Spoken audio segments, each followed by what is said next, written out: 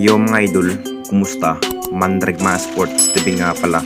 Ating pag-usapan, Barangay Nibra, ginulat nga ang laban at Barangay Nibra versus Meralco Semifinals Game 5. Pero bago na nga yan, kung bago pa lang sa aking channel, huwag mong kalimutan mag-subscribe at i-click ang notification bell para like kang updated sa ating latest upload na natin. Pero ating talakayin, una nating pag-usapan. So matinding laban nga sa pamamagitan ng ating Barangay Nibra at Meralco Semifinals Game 5 mga idol. Magandang laban pa rin ang ipinikitang laban ng ating Barangay Nibra sa opening period na parang titignan nating lahat mga idol. Mainit pa rin ang kupunan ng Meralco sa unang quarter. Lamang na lamang pa rin ang kupunan ng Meralco sa first up to second quarter mga idol. Dito na rin mas magandang plano ni Coach Tim Con sa bawat player. Sa ating Barangay Nibra, sa unang starting 5 nga na si Scotty at Ralph ko mga idol at iba pang player, masasabing mas maganda pa rin ang pinikitang performance sa laban ng Meralco, pati na rin si Maverick Amisi at si Stan mga idol. Mas magandang kombinasyon na rin. Mas nahihirapan pa rin ang kupunan ng Barangay Nibra sa Game 5 mga idol.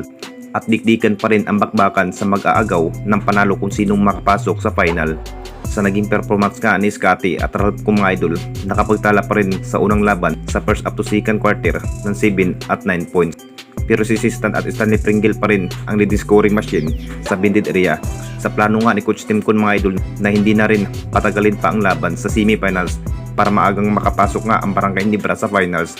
Si Nards Pinto na nga ang namukhang gunner sa Barangay Nibra sa second quarter.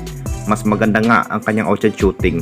Sa naging second quarter mga idol, ipinasok na rin ni Coach Tim Con ang nasabing player na si Bon Pismal sa second quarter.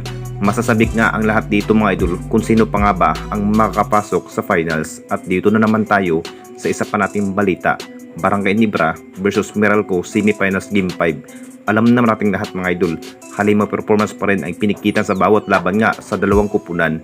Pumapasok na rin ang bawat tira ni Scotty.